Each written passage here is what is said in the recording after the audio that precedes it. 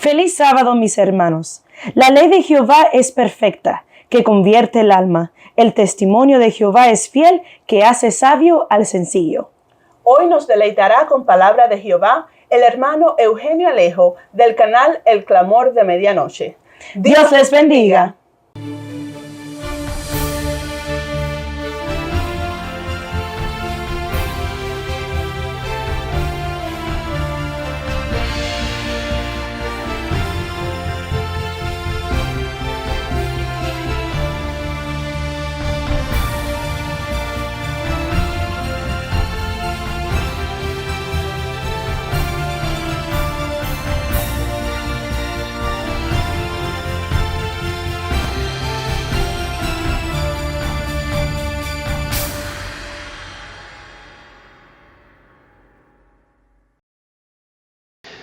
Un feliz sábado para cada uno, para la gran familia del Clamor de Medianoche.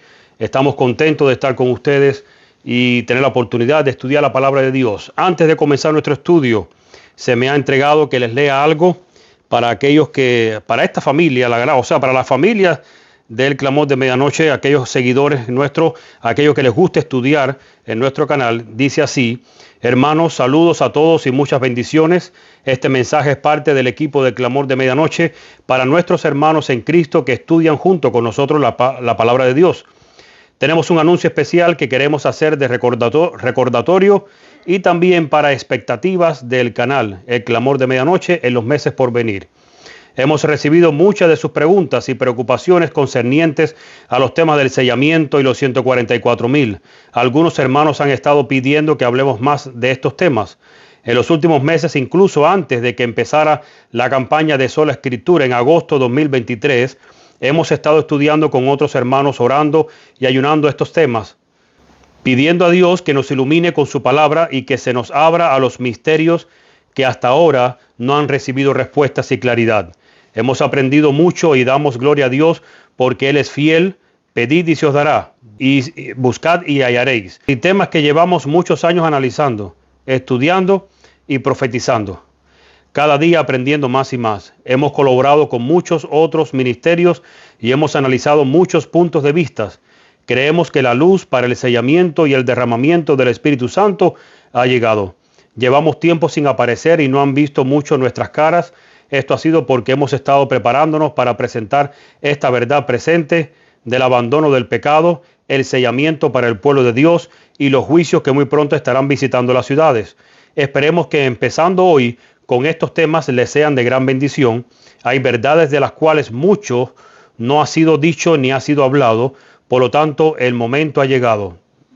Y termino con esta cita: estamos en medio de los peligros de los últimos días. Pronto llegará el tiempo en que se cumplirá la profecía de Ezequiel 9. Esa profecía debe estudiarse cuidadosamente porque se cumplirá al pie de la letra.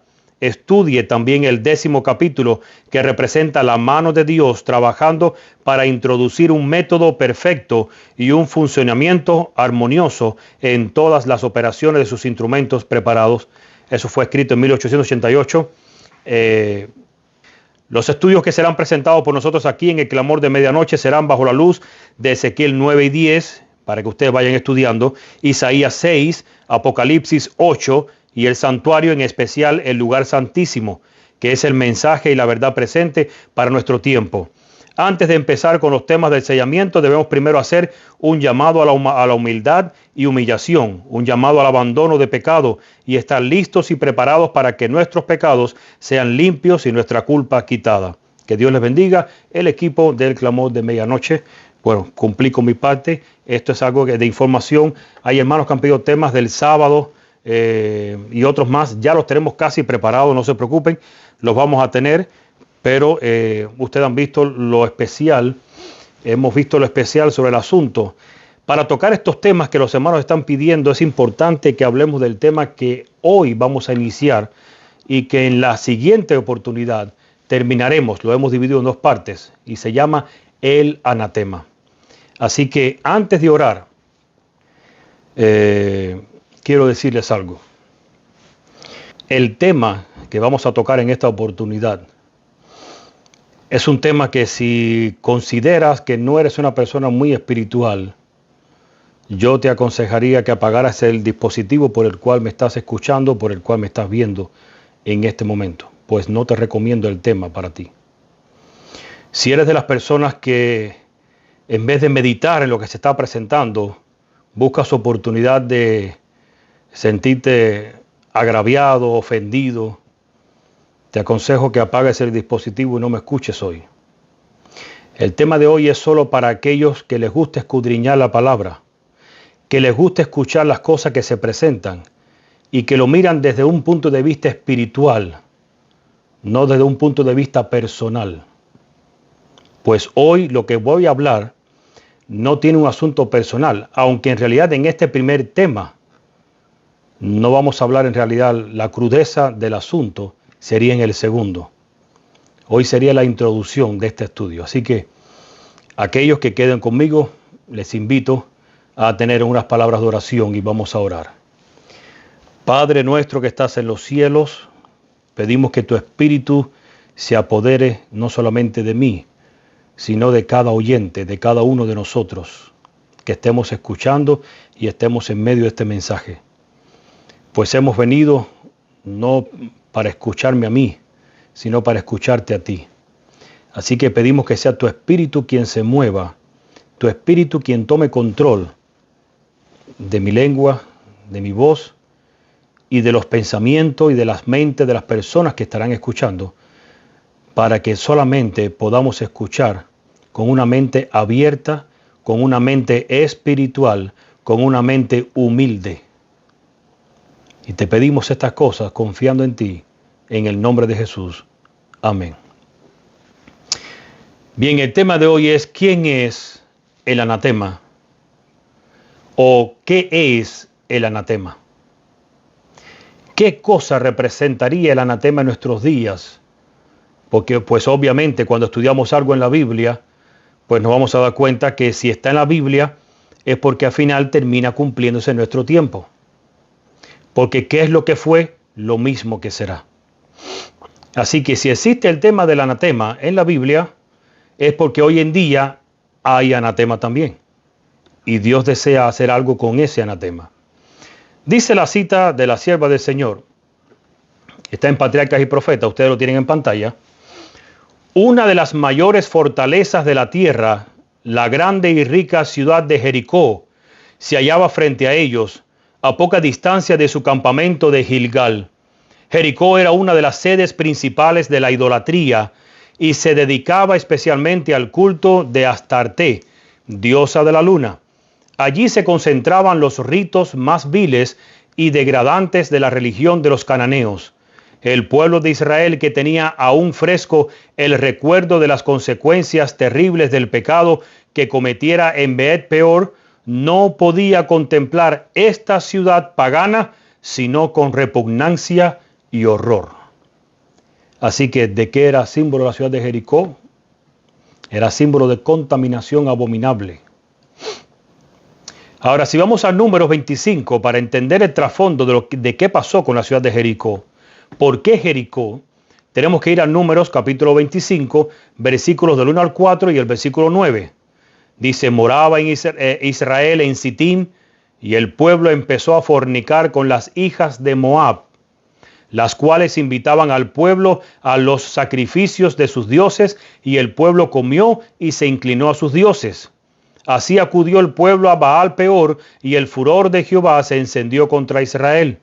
Y Jehová dijo a Moisés, toma a todos los príncipes del pueblo, y ahórcalos ante Jehová delante del sol, y el ardor de la ira de Jehová se apartará de Israel.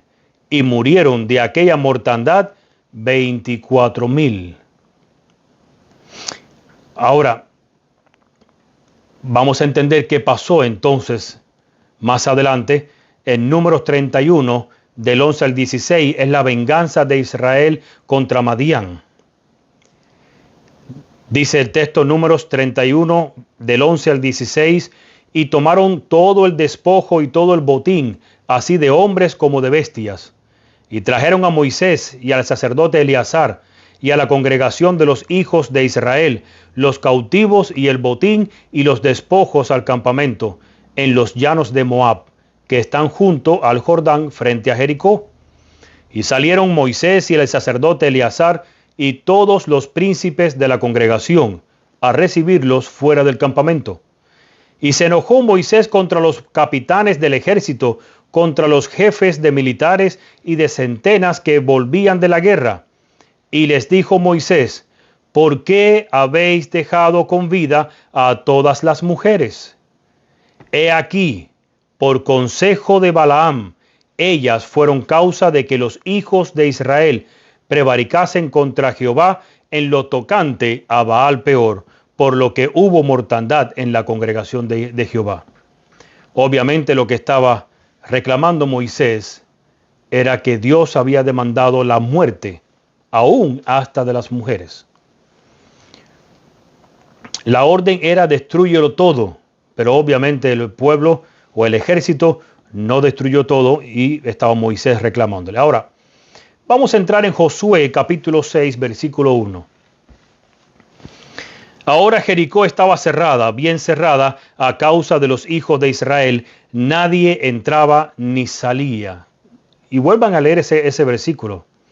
Dice que Jericó estaba cerrada, bien cerrada, a causa de los hijos de Israel. Nadie entraba ni salía. Jericó representa a todos aquellos que se cierran a la verdad bíblica y al final quedan destinados a la destrucción. Estaba marcada la ciudad de Jericó para ser destruida. Dios convirtió a esa ciudad en anatema. Y eso es lo que vamos a ver en este estudio. La pregunta es: ¿qué es el anatema o qué significa? La palabra anatema es algo que para Dios es considerado como maldito, contrario, abominable o contaminación. La palabra anatema está en el Strong 2764, ustedes lo tienen en pantalla. Es la palabra kejerem o el Strong H2763 y significa algo como encerrar en una red, por lo general, objeto condenado, exterminación, anatema, armar, consagrar, cosa dedicada, red, maldición, maya. Eso es lo que significa la palabra anatema en hebreo. Ahora, en la Biblia vamos a ver que hay tres tipos de anatemas en toda la Biblia. Primero, anatema podría ser objetos o cosas que eran destinados o apartados para Dios. Eso podría ser un anatema. Dos, anatema también eran cosas que eran destinadas para destrucción. Y tres, también el anatema se podía incluir personas que se convertían en anatema, que en este caso la persona destinada para el anatema era destinada a la muerte. Y vamos a analizar algo. Deuteronomio 7:26, para conocer un poco sobre este trasfondo. Dice Deuteronomio 7:26: y no traerás cosa abominable a tu casa, para que no seas anatema. Del todo la aborrecerás y la abominarás, porque es anatema. La primera vez que se habla de anatema en la Biblia en realidad está en el libro de Levítico. Y en el libro de Levítico hace una comparación entre el diezmo y el anatema. Porque vamos a ver en el libro de Levítico que el diezmo es algo que tú puedes rescatar. Sin embargo, el anatema no se puede rescatar. Dice que si tú ibas a rescatar un diezmo, pagabas la quinta parte del valor del diezmo y obviamente podrías rescatar para ti ese diezmo. Sin embargo, el anatema no. Vamos a ver el Levítico 27, del 28 al 31, como dice: pero ningún anatema que alguno santificare al Señor de todo lo que tuviere, de hombres y animales, y de las tierras de su posesión, no se venderá ni se redimirá. Todo anatema será cosa santísima al Señor. Ninguna persona separada como anatema podrá ser rescatada, indefectiblemente ha de ser muerta. Y sigue diciendo: y todos los diezmos de la tierra, así de la simiente de la tierra como del fruto de los árboles, del Señor son. Es santidad al Señor. Y si alguno quisiera redimir algo de sus diezmos, añadirá su quinto a ello, y sería de la única forma que la persona podría recuperar para sí. Ahora, teniendo una idea de lo que es anatema, puede ser algo destinado a destrucción, o algo que Dios destina para sí mismo, o una persona que se convierte en anatema. El asunto es que el anatema no se puede rescatar. La persona que es dedicada al anatema tampoco se puede rescatar. Es pena de muerte. Así que teniendo este conocimiento, entremos a la batalla de Jericó. Y dice la cita: Josué veía que la toma de Jericó debía ser el primer paso en la conquista de Canaán, pero ante todo buscó una garantía de la dirección divina y ella le fue concedida. Consultó Josué a Dios y luego el pueblo se dispuso a tomar Jericó. Y qué bueno que Josué consultó a Dios, y ojalá el pueblo siempre consultara a Dios. Y vamos a ver las catástrofes que hay cuando no se consulta a Dios. Ahora, ¿hubo algún anuncio de juicio o de advertencia para Jericó? En Josué 6, del 13 al 16, ustedes lo tienen en pantalla, van a ver: y los 7 sacerdotes, llevando las 7 bocinas de cuerno de carnero, fueron delante del arca de Jehová, andando siempre y tocando las bocinas, y los hombres armados iban delante de ellos, y la retaguardia iba tras el arca de Jehová, mientras las bocinas tocaban continuamente. Así dieron otra vuelta a la ciudad el segundo día, y volvieron al campamento, y de esta manera hicieron durante 6 días. Y al 7º día se levantaron al despuntar el alba y dieron vuelta a la ciudad de la misma manera 7 veces. Solamente este día dieron vuelta alrededor de ella 7 veces. Y cuando los sacerdotes tocaron las bocinas la 7ª vez, Josué dijo al pueblo: gritad, porque Jehová os ha entregado la ciudad. Quiere decir que la advertencia que recibió Jericó fueron estos días. Durante 6 días venía el ejército, sonaba las bocinas, las trompetas, y hacía aviso de que algo venía. Por lo tanto, en Josué capítulo 6, versículos 16 y 17 dice así: y cuando los sacerdotes tocaron las bocinas la 7ª vez, Josué dijo al pueblo: gritad, porque Jehová os ha entregado la ciudad, y será la ciudad. Ahora Josué está recordando algo que Dios dijo, que ya se le había dicho al pueblo, y ahora se lo recordamos al ejército. Y será la ciudad anatema a Jehová, con todas las cosas que están en ella. Solamente Rahab la ramera vivirá, con todos los que estén en casa con ella, por cuanto escondió a los mensajeros que enviamos. Y ahora vuelve de nuevo la advertencia de parte de Josué. Versículos 18 y 19. Pero guardaos vosotros del anatema. Vuelve a repetir Josué. Que ni toquéis ni toméis alguna cosa del anatema, para que no hagáis anatema ¿a quién? Al campamento de Israel y lo turbéis. Y ojo con ese detalle. Si tú tocas el anatema, te apoderas del anatema, no solamente te conviertes en anatema tú, no solamente tu casa, también conviertes en anatema el campamento o la congregación en la que estés. Y continúa diciendo el texto: mas todo el oro y la plata y vasos de bronce y de hierro sea consagrado al Señor y venga al tesoro del Señor. ¿Y por qué el oro y la plata? Porque el metal, dice la Biblia, y esto sería otro estudio, el metal se purifica, se santifica con el fuego. Si ustedes recuerdan la rebelión de Coré, que pronto vamos a hablar sobre ella en otra ocasión, en la rebelión de Coré venían 250 hombres con incensarios, cayó fuego del cielo, los destruyó, y ahora Dios le dice a Moisés: dile a Eleazar que recoja los incensarios de estos hombres, porque fueron santificados por Dios por el fuego. Así que, obviamente, los metales eran para Dios, para el tesorero, porque iban a ser santificados y purificados por el fuego. Ahora Josué, capítulo 6, versículo ahora del 20 al 24. Entonces el pueblo gritó y los sacerdotes tocaron las bocinas, y aconteció que cuando el pueblo hubo oído el sonido de la bocina, gritó con gran vocerío, y el muro se derrumbó. El pueblo subió luego a la ciudad, cada uno derecho hacia adelante, y la tomaron. Y destruyeron a filo de espada todo lo que en la ciudad había, hombres y mujeres, jóvenes y viejos, hasta los bueyes, las ovejas y los asnos. Mas Josué dijo a los 2 hombres que habían reconocido la tierra: entrad en casa de la mujer ramera, y haced salir de allí a la mujer y a todo lo que fuere suyo, como lo jurasteis. Y los espías entraron y sacaron a Rahab, a su padre, a su madre, a sus hermanos, y todo lo que era suyo, y también sacaron a toda su parentela, y los pusieron fuera del campamento de Israel. Y consumieron con fuego la ciudad y todo lo que en ella había. Solamente pusieron en el tesoro de la casa de Jehová la plata y el oro y los utensilios de bronce y de hierro. O sea, el anatema de oro y la plata, el bronce se podían usar porque eran purificados. Obviamente solo se salvó Rahab y todo lo que fuera suyo. Y hay algo para que ustedes mediten por cuenta propia. Porque su mamá y su papá no estaban presentes en el momento cuando vinieron los espías y ella los escondió. Pero obviamente su familia creyó después a lo que ella presentó. Pero el creer no se podían quedar en sus casas. Había una orden. Tenían que salirse de allí y estar en otro lugar donde se le había dado. Y luego había otra orden. Tenían que salir cuando se les diera la orden de irse. Ahora, ¿qué dice Zacarías sobre el anatema?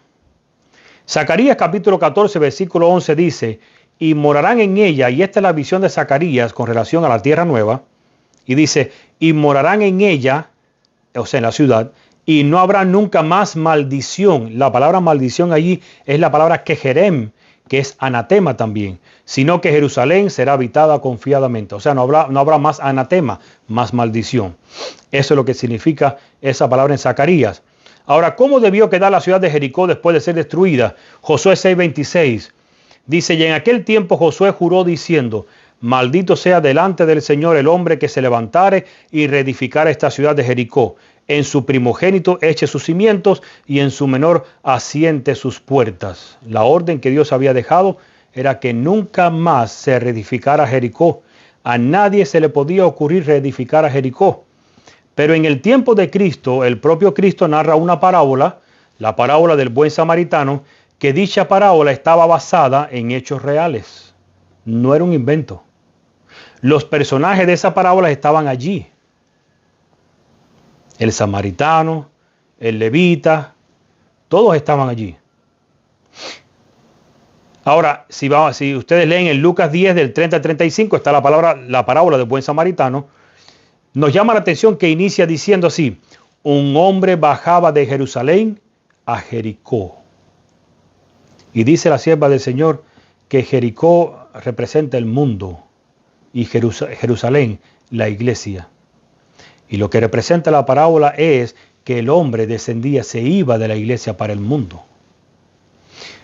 Ahora, ¿había alguien reedificado a Jericó? Ya que Cristo está mencionando a Jericó y los que estaban allí, era una parábola basada en hechos reales, los personajes existían, entonces existió el hombre, o la ciudad de Jericó como tal, estaba siendo el hombre de Jerusalén a Jericó. Y si la reedificaron, ¿se habría cumplido esta profecía o esta maldición que Josué puso por orden de Dios sobre Jericó? En Primera de Reyes, capítulo 16, versículo 34, dice así, en su tiempo, Giel de Betel reedificó a Jericó. En Abiram, su primogénito, echó el cimiento, y en Segub, su hijo postrero, puso sus puertas, conforme a la palabra del Señor que había hablado por Josué, hijo de Nun. A pesar de ser reconstruida Jericó, ¿cómo quedaría este lugar ahora? Porque ya sabemos que fue reconstruido por este hombre. Se cumplió la profecía, que la maldición que puso Josué cuando dijo que la reconstruya, echará sobre el cimiento, será la vida de su primogénito, y sobre su hijo menor pondrá sus puertas, perdón. Ahora, a pesar de ser reconstruida Jericó, ¿cómo quedaría este lugar? Segunda de Reyes, capítulo 2, versículos 15, 18 y 19. Y este es el trasfondo cuando a Elías le entrega su manto. Dice, viéndole los hijos de los profetas que estaban en Jericó, al otro lado, dijeron, el espíritu de Elías reposó sobre Eliseo, y vinieron a recibirle y se postraron delante de él. Eliseo golpeó con el manto y se abrió el mar y el río, y él estaba pasando. Y ahora dice el versículo 18, y cuando volvieron a Eliseo que se había quedado en Jericó, él les dijo, ¿no os dije yo que no fueseis? Y los hombres de la ciudad dijeron a Eliseo, he aquí, el lugar en donde está colocada esta ciudad es bueno, como mi señor ve, mas las aguas son malas y la tierra es estéril. Así que así fue como quedó la ciudad de Jericó, por ser anatema, que se volvió estéril y sus aguas amargas. Dice la sierva del Señor, la ciudad misma fue incendiada, sus palacios y sus templos, sus magníficas moradas, con todo su moblaje de lujo, las ricas cortinas y la costosa indumentaria, todo fue entregado a las llamas. Lo que no pudo ser destruido por el fuego, toda la plata y el oro y vasos de metal y de hierro, había de dedicarse al servicio del tabernáculo. El sitio mismo de la ciudad fue maldito. Jamás se había de construir a Jericó como fortaleza. Una amenaza de severos castigos pesaba sobre cualquiera que intentara restaurar las murallas destruidas por el poder divino. Se hizo la solemne declaración en presencia de todo Israel: maldito delante de Jehová el hombre que se levante y reedifique esta ciudad de Jericó. Sobre su primogénito eche los cimientos de ella, y sobre su hijo menor asiente sus puertas. Ahora, ¿qué leemos en Deuteronomio capítulo 7, versículos 1 y 2?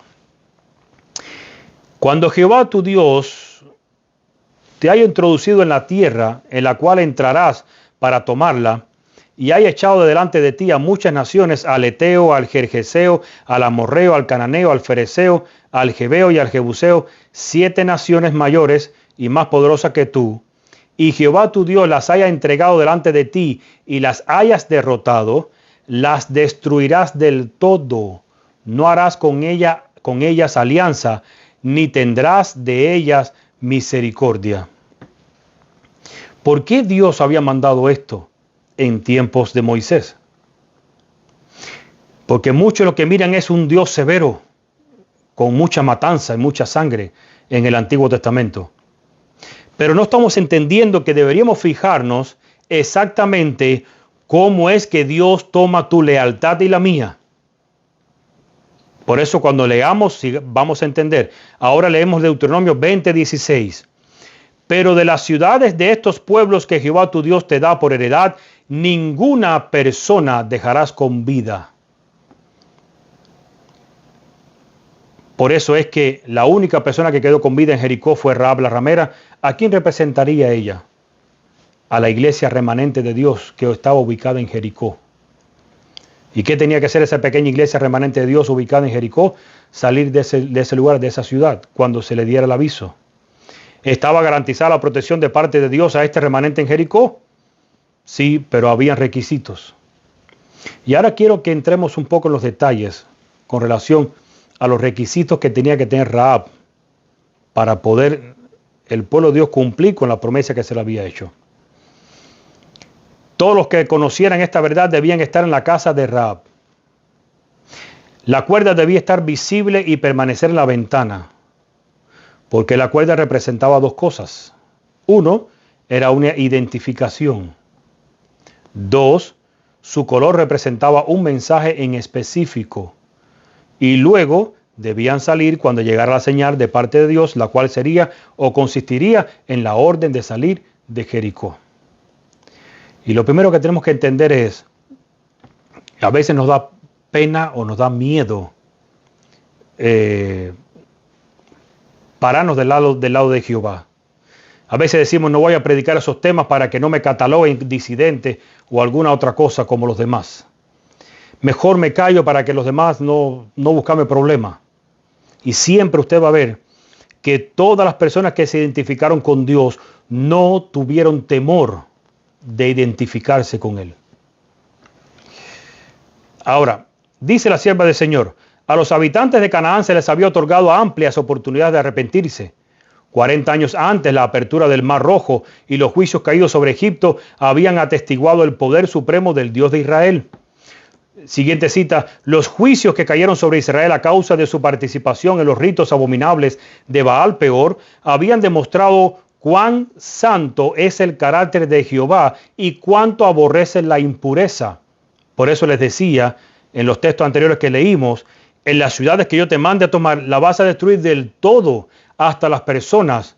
No te quiero en vínculo ni con las cosas de la ciudad, ni con las personas de la ciudad. Y eso debería decirnos mucho. Sigo leyendo.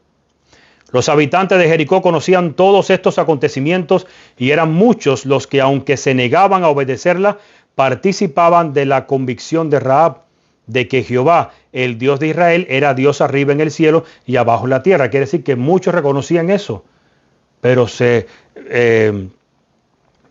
se negaban a aceptar esta verdad.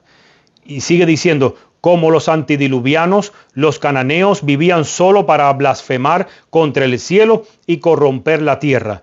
Tanto el amor como la justicia exigían la pronta ejecución de estos rebeldes contra Dios y enemigos del hombre. Siguiente cita, la gran victoria que Dios había ganado por ellos había llenado de confianza propia a los israelitas por el hecho de que les había prometido la tierra de Canaán. Se sentían seguros y perdieron de vista que solo la divina ayuda podía darles éxito. Aún Josué hizo sus planes para la conquista de Ai sin pedir el consejo de Dios. Y ahora sucedió algo. Bueno, leo la última cita. Los israelitas habían comenzado a ensalzar su propia fuerza y a mirar despectivamente a sus enemigos. Esperaban obtener la victoria con facilidad y creyeron que bastarían 3,000 hombres para tomar el lugar. Estos se precipitaron al ataque sin tener la seguridad de que Dios estaría con ellos. Ahora resulta que salen victoriosos de Jericó. Pero hay algo que no sabían ellos y hay algo que nosotros debemos tener en mente. Dice Josué 7, versículo 1. Pero los hijos de Israel cometieron prevaricación en el anatema, porque Acán, hijo de Carmi, hijo de Sabdi, hijo de Sera, de la tribu de Judá, tomó del anatema, y la ira del Señor se encendió contra los hijos de Israel. Resulta que los hijos de Israel regresaron de Jericó, cantaban victoria, estaban de fiesta, se sentían ahora orgullosos del porvenir, del futuro que veían, pero no se daban cuenta que la ira de Dios ya estaba sobre ellos. Como iglesia, como individuos, como familia, pudiéramos estar de la misma forma. Gozándonos porque conocemos esta verdad, gozándonos porque hacemos esto, aquello, y no darnos cuenta que hay algo que no hemos arreglado y la ira de Dios podría estar sobre mí. Así que sigo leyendo. Y Josué envió hombres desde Jericó a Jai, que estaba junto a Bet-Aven, hacia el oriente de Betel, y les habló diciendo, subid y reconoced la tierra. Y ellos subieron y reconocieron a Ai. Y volviendo a Josué le dijeron, no suba todo el pueblo, mas suban como 2,000 o como 3,000 hombres, y tomarán a Ai. No fatigues a todo el pueblo yendo allí, porque son pocos. Y subieron allá del pueblo como 3,000 hombres, los cuales huyeron delante de los de Ai. Y los de Ai hirieron de ellos como 36 hombres, y los siguieron desde la puerta hasta Sebarim, y los mataron en una bajada, por lo que se disolvió el corazón del pueblo, y vino a ser como agua. Entonces Josué rompió sus vestidos y se postró en tierra sobre su rostro delante del arca del Señor hasta la tarde, él y los ancianos de Israel, echando polvo sobre sus cabezas. Ahora vamos a analizar la oración de Josué. ¿Cómo reconocer? La pregunta que les hago es ¿cómo reconocer quién es un verdadero discípulo de Cristo? ¿Será que Josué le preocupaba lo mismo que le preocupaba a Moisés? En Josué 7, de 7 al 9, mire la oración de Josué. Y Josué dijo, Señor Jehová, ¿por qué hiciste pasar a este pueblo el Jordán para entregarnos en las manos de los amorreos para que nos destruyan? Ojalá nos hubiéramos quedado al otro lado del Jordán. Señor, ¿qué diré ya que Israel ha vuelto la espalda delante de sus enemigos? Porque los cananeos y todos los moradores de la tierra oirán y nos rodearán y borrarán nuestro nombre de sobre la tierra. Y entonces, ¿qué harás tú a tu grande nombre? A Josué, al igual que a Moisés, le importaba la reputación de Dios. Y un verdadero líder, y si empieza por el hogar, un verdadero cabeza de familia, lo que le importa no es exactamente la reputación de la familia, sino la reputación de Dios. Es lo primero. Fíjense que en Éxodo 32, del 10 al 12 y el versículo 32, sucedió lo mismo con Moisés. Ahora pues, déjame que se encienda mi ira en ellos, le está diciendo Jehová a Moisés, y los consuma, y de ti yo haré una nación grande. Entonces Moisés oró en presencia de Jehová su Dios y dijo, oh Jehová, ¿por qué se encenderá tu furor contra tu pueblo que tú sacaste de la tierra de Egipto con gran poder y con mano fuerte? Y tal pareciera que Moisés está compadeciendo del pueblo. El mundo judío hoy en día ama mucho a Moisés porque dice que Moisés fue el único hombre que los defendió y que intervino. Pero Moisés no estaba tan preocupado por el pueblo. No es que no le interesara el pueblo. Le preocupaba la reputación de Dios. Por eso sigo leyendo, versículo 12. ¿Por qué han de hablar los egipcios diciendo, para mal los sacó, para matarlos en los montes y para raerlos de sobre la faz de la tierra? Vuélvete del ardor de tu ira y arrepiéntete de este mal contra tu pueblo. Y termina diciendo la oración en el versículo 32, que perdones ahora su pecado y si no, ráeme ahora de tu libro que has escrito. ¿De quién iba a hablar el pueblo? ¿De Moisés, que fue quien los sacó de Egipto? O sea, cuando los egipcios fueran a hablar, ¿de quién iban a hablar mal? Era de Dios. Y Moisés no concebía la idea de que Dios, su nombre, fuera mancillado.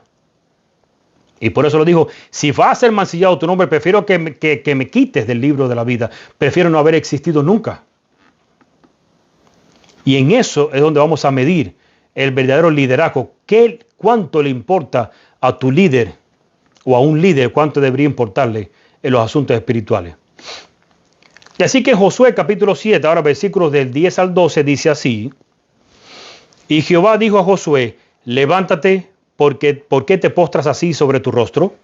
Y ahora le dice Dios, Israel ha pecado y aún han quebrantado mi pacto que yo les mandé. Y también han tomado el anatema y hasta han hurtado, han mentido y aún lo han guardado entre sus enseres. Israel ha pecado. Miren cómo dice la sierva del Señor en Patriarca y Profeta. Entre los miembros de la iglesia que gozan del respeto y la consideración de los demás hay, desgraciadamente, muchos acanes. Siguiente cita. El pecado de Acán atrajo el desastre sobre toda la nación.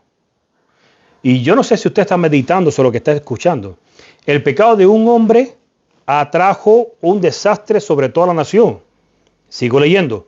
Por el pecado de un hombre, el desagrado de Dios descansará sobre toda su iglesia, hasta que la transgresión sea buscada, descubierta y eliminada. La influencia que más ha de temer la iglesia no es la de aquellos que se le oponen abiertamente, ni la de los incrédulos y blasfemadores, sino la de los cristianos profesos e inconsecuentes. Estos son los que impiden que bajen las bendiciones del Dios de Israel y acarrean debilidad entre su pueblo. Y creo que no necesito hacer comentarios sobre esa cita, porque está bastante fuerte. Si estás entendiendo, si hay anatema, si hay pecado en tu congregación, hasta ustedes, hasta nosotros llega. ¿Quiénes son los inconsecuentes? ¿Quiénes son la influencia más peligrosa dentro de la iglesia para el pueblo de Dios? Leo esta cita. Satanás tiene una gran confederación, su iglesia. Cristo la llama la sinagoga de Satanás, porque sus miembros son los hijos del pecado.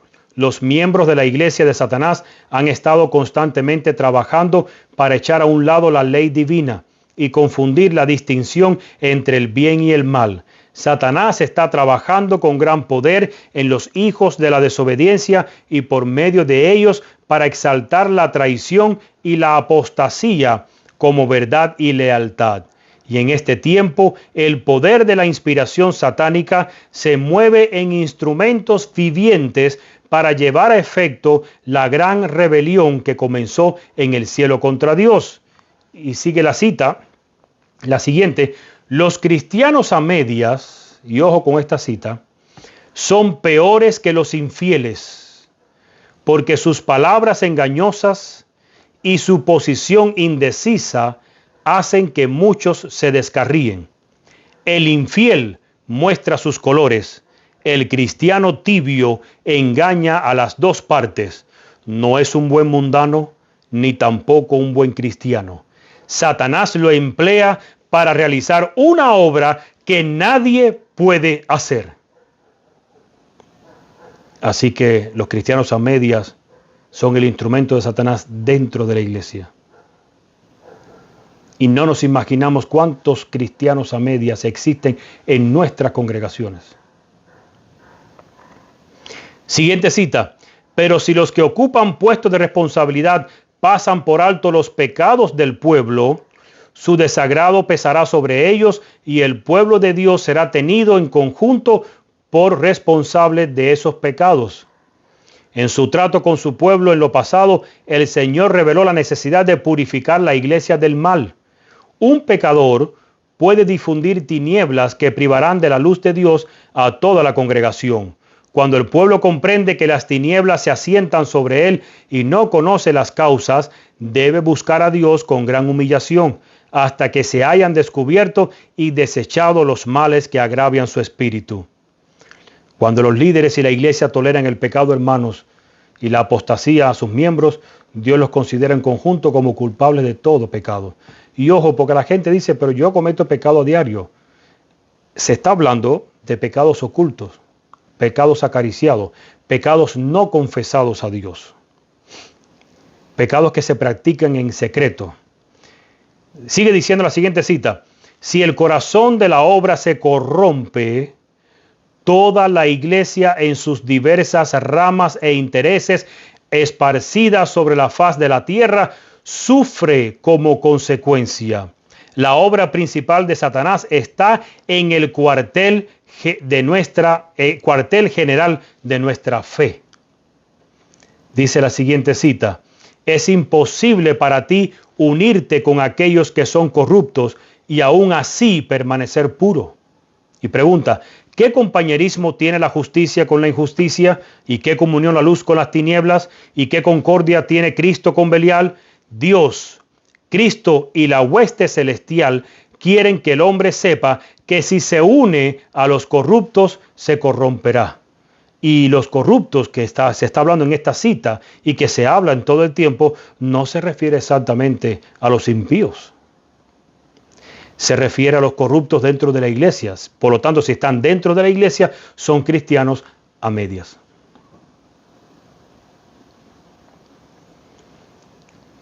Y me llamó la atención cuando dice, Dios dijo, han mentido. ¿Quieres que te diga algo? Y no voy a indagar sobre esto, pero guardar silencio frente a una verdad y no defenderla es negarla. De la misma forma que guardar silencio frente a un pecado es participar de él.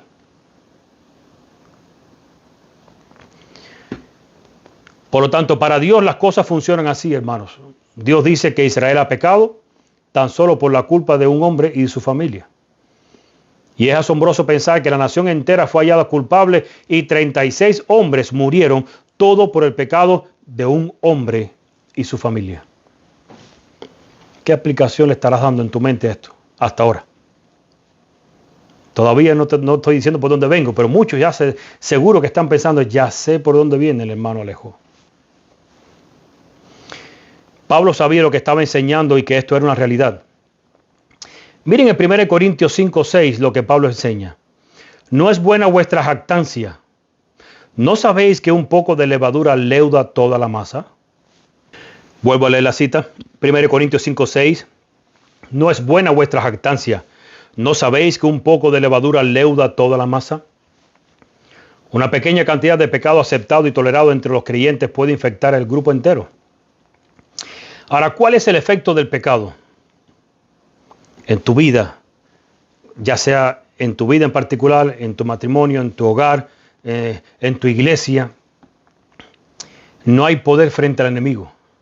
Por eso vamos a ir a Josué, capítulo 10, versículo 12. Miren cómo dice. Por esto los hijos de Israel no podrán hacer frente a sus enemigos, sino que delante de sus enemigos volverán la espalda por cuanto han venido a ser anatema. Ni estaré más con vosotros si no destruyereis el anatema de en medio de vosotros. Ojo con lo que estoy leyendo. Dios está diciendo que no va a estar más entre vosotros o entre nosotros si no sacamos el anatema. Josué 7, ahora versículos 14 y 15. Os acercaréis pues mañana por vuestras tribus, y la tribu que Jehová tomare se acercará por sus familias, y la familia que Jehová tomare se acercará por sus casas, y la casa que Jehová tomare se acercará por los varones. Y el que fuera sorprendido en el anatema será quemado, él y todo lo que tiene, por cuanto ha quebrantado el pacto de Jehová y ha cometido maldad en Israel. Y dice la sierva del Señor, se le indicó a Josué cómo había de descubrir y castigar al criminal. Este se había de determinar por medio de la suerte. No se indicó directamente al pecador, sino que el asunto permaneció en duda por algún tiempo, a fin de que el pueblo se percatase de su responsabilidad por los pecados que existían en su medio, y se sintiese inducido a escudriñar sus corazones y a humillarse delante de Dios. Por eso leemos en Josué, capítulo 7, versículo ahora del 16 al 19, dice así rapidito: Josué pues levantándose de mañana hizo acercar a Israel por sus tribus y fue tomada la tribu de Judá. Y haciendo acercar a la tribu de Judá fue tomada la familia de los de Sera. Y haciendo luego acercar a la familia de los de Sera por los varones fue tomado Zabdi. Hizo acercar su casa por los varones y fue tomado Acán, hijo de Carmi, hijo de Zabdi, hijo de Sera, de la tribu de Judá. Entonces Josué dijo a Acán: hijo mío, da gloria a Jehová el Dios de Israel, y dale alabanza, y declárame ahora lo que has hecho, no me lo encubras. ¿Y por qué Josué tuvo que decirle así, hijo mío? Ahora viene la confesión de Acán y vamos a entender por qué Josué tuvo que decir así. Vamos a leer lo que dice Acán. Josué 7, ahora del 20 al 23. Y Acán respondió a Josué diciendo: verdaderamente yo he pecado contra Jehová, el Dios de Israel, y así he hecho. Pues vi entre los despojos un manto babilónico muy bueno y 200 siclos de plata y un lingote de oro de peso de 50 siclos, lo cual codicié y tomé, y he aquí que está escondido bajo tierra en medio de mi tienda y el dinero debajo de ello. Josué entonces envió mensajeros, los cuales fueron corriendo a la tierra, y he aquí estaban escondidos en su tienda. O sea, fueron corriendo a la tienda, y aquí estaba escondido en su tienda y el dinero debajo de ello. Y tomándolo de en medio de la tienda, lo trajeron a Josué y a todos los hijos de Israel y lo pusieron delante de Jehová.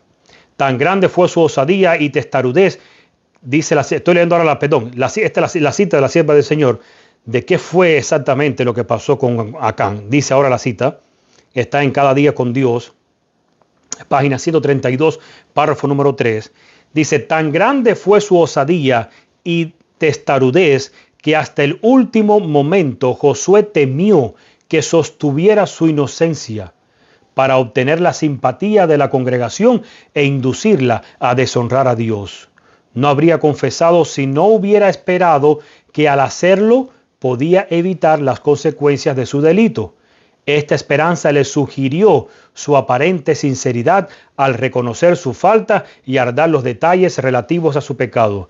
De esa manera confesarán los culpables sus pecados cuando comparezcan condenados y sin esperanzas ante el tribunal de Dios, cuando cada caso haya sido decidido para vida o para muerte. Las confesiones hechas entonces serán demasiado tardías para salvar al pecador. Y sigue la cita: hay muchos profesos cristianos cuyas confesiones son semejantes a la de Acán. Desean en general reconocer su indignidad, pero no quieren confesar los pecados que gravitan sobre su conciencia y que han contribuido a que Dios esté enojado con su pueblo. Así muchos ocultan pecados, y ojo con esta cita, esta es una cita fuerte. Y sigo leyendo: así muchos ocultan pecados de egoísmo, abuso, deshonestidad hacia Dios y su prójimo, pecados en el seno de la familia y muchos otros que corresponde confesar en público. A mí esto me zarandeó. No sé a ustedes. Cuando encontré esta cita. Así que la sentencia fue pronunciada y ejecutada inmediatamente. En Josué 7, del 24 al 26, sucedió lo siguiente: entonces Josué y todo Israel con él tomaron a Acán, hijo de Sera, el dinero, el manto, el lingote de oro, sus hijos, sus hijas, sus bueyes, sus asnos, sus ovejas, su tienda y todo cuanto tenía, y lo llevaron todo al valle de Acor. Y le dijo Josué: ¿por qué nos has turbado? Túrbete Jehová en este día. Y todos los israelitas los apedrearon y los quemaron después de apedrearlos. Y levantaron sobre él un gran montón de piedras que permanece hasta hoy. Y Jehová se volvió del ardor de su ira, y por esto aquel lugar se llama el Valle de Acor hasta hoy. Ahora yo pregunto, ¿has pensado en cuánto te afecta el permanecer junto al anatema? ¿Cuánto te afecta el permanecer al lado de personas que no toman en consideración ni viven conforme a lo que Dios ha establecido en su palabra? cuál era el mandamiento que Dios le había dado al pueblo de Israel con relación a las personas que te quieren hacer caer. Por eso leímos al principio de Deuteronomio sobre las naciones que él dijo, no tomes nada de ellos y ni aún te amistes con sus personas. Tienen que morir hasta la gente de ahí. Ahora, fíjense si Dios toma en serio tu lealtad y en serio el hecho de que te apartes del anatema, te apartes de lo que sea vil. Fíjense cómo es que en Deuteronomio capítulo 13, versículos de 0 al 10, hay textos que son duros. Dice así, Deuteronomio 13, versículo 6 en adelante, si te incitare tu hermano, ¿qué hermano? Ahora va a especificar, hijo de tu madre, o tu hijo, tu hija, tu mujer, o tu amigo íntimo, diciendo en secreto, vamos y sirvamos a dioses ajenos, que ni tú ni tus padres conociste, de los dioses de los pueblos que están en vuestros alrededores, cerca de ti o lejos de ti, desde un extremo de la tierra hasta el otro extremo de ella, no consentirás con él, ni le prestarás oído, ni tu ojo le compadecerá, ni le tendrás misericordia, ni lo encubrirás, sino que lo matarás. Tu mano se alzará primero sobre él para matarle, y después la mano de todo el pueblo. Le apedrearás hasta que muera, por cuanto procuró apartarte de Jehová tu Dios, que te sacó de tierra de Egipto, de casa de servidumbre. Y esta es una cita que yo puse aquí solamente para que entendamos cuán serio Dios toma tu lealtad. Que si aún alguien en aquel tiempo tratara de sacarte de tu espiritualidad, de hacerte cambiar tu forma de pensar, en aquel tiempo tenía que ser linchado. Hoy en día Dios te dice, salid de ella, pueblo mío, o de eso, pueblo mío, es lo mismo. Fíjense cómo dice Deuteronomio 13, del 12 al 17.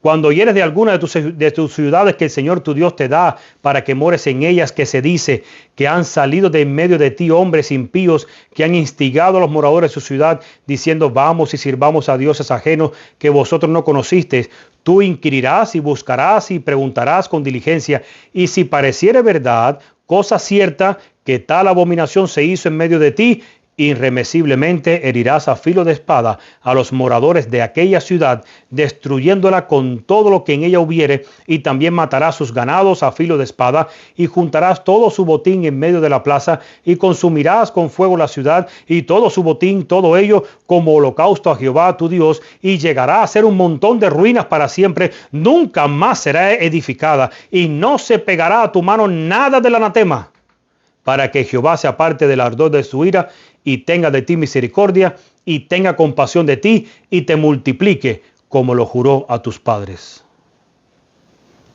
Ahora, ¿qué tiene que ver esto, o qué aplicación tiene esto para nuestro tiempo? Y aquí es donde se empieza a complicar el asunto. Si es que ya en tu mente no está complicado. ¿Existirá un anatema en nuestro tiempo del cual no debemos participar? ¿Existirá para el pueblo remanente una orden de no toquéis lo inmundo y de salir del anatema? Porque no estoy hablando ahora de mis amistades no cristianas. Eso es otro tema. ¿Cómo manejar? Una cosa es tener vecinos y compañeros de trabajo, y otra cosa es tener mi mejor amigo. Y yo sé que hay amigos no cristianos que son tremendos amigos. Pero lo bueno nunca va por encima de lo correcto. Alguien le pidió a mi hijo que predicáramos sobre eso, y sobre el sábado estamos preparando temas sobre eso. Pero tenemos que entender el punto. Aquí no se trata de que, pero hay que ser flexible. Dios no es flexible. Ese es el punto. El principio de Jericó de mezclar al pueblo de Dios con cosas paganas estuvo vigente a partir o desde la iglesia del tercer siglo, la iglesia de Pérgamo. Y estuvo vigente en las iglesias del tiempo de los reformadores. Y actualmente también está en las iglesias protestantes. En la iglesia adventista del séptimo día corporativa de hoy. Y ahora viene el asunto. Porque muchos adventistas les gusta hablar mal de la iglesia nominal. Yo he declarado cosas contra la iglesia nominal. Hemos declarado cosas contra la iglesia corporativa, específicamente sobre el liderazgo. Pero hay muchos ministerios independientes que les gusta estas citas o estas expresiones así. La iglesia nomina así, la iglesia corporativa. Pero no nos damos cuenta que el principio de Jericó también puede estar en las diferentes o en los diferentes grupos de adventistas que existen hoy en día.